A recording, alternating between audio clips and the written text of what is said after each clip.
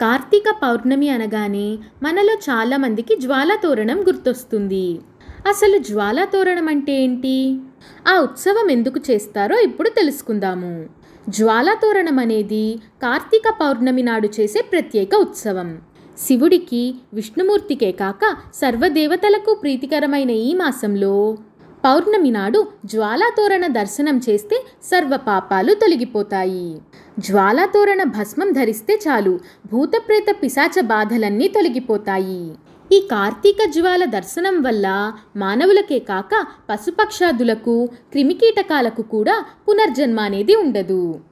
కార్తీక మాసంలో అత్యంత విశిష్టమైన అంశమే జ్వాలాతోరణం. ఇప్పటిదాకా మనం జ్వాలాతోరణ దర్శనం వల్ల ఏం జరుగుతుందో తెలుసుకున్నాము. ఇప్పుడు అసలు జ్వాలాతోరణం అంటే ఎలా చేస్తారో తెలుసుకుందాము. కార్తీక పౌర్ణమి నాడు శివాలయం ముందర 2 కర్రలు నిలుపుగా పాతి వాటికి ఒక కర్రను అడ్డంగా పెడతారు. అడ్డంగా పెట్టిన కర్రకు కొత్త గడ్డిని తీసుకొచ్చి చుడతారు. దీన్ని ఒక మాదిరి ద్వారంలా తయారు చేస్తారు. దీన్నే యమద్వారం అని కూడా అంటారు. ఈ నిర్మాణంపై నెయ్యి పోసి మంట పెడతారు.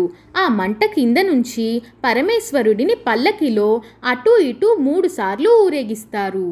మన పూర్వీకులు చేసే ప్రతి పని వెనకాల ఏదో ఒక కారణం ఉంటుంది.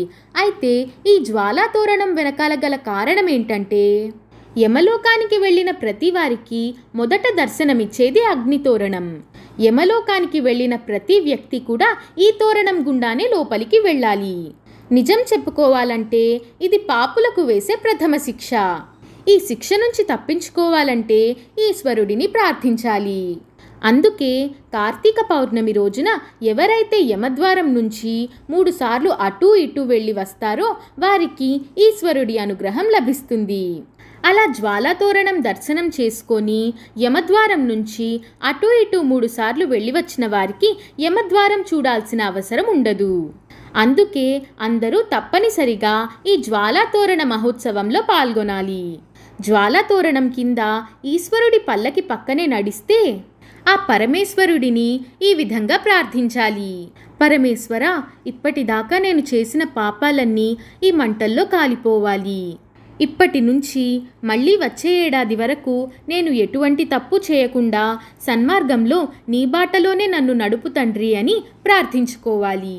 జ్వాలాతోరణం కాలిపోగా మిగిలిన గడ్డిని తీసుకొచ్చి ఇంటి చూరులో కానీ, గడ్డివాములో కానీ, ధాన్యాగారంలో కానీ పెడతారు.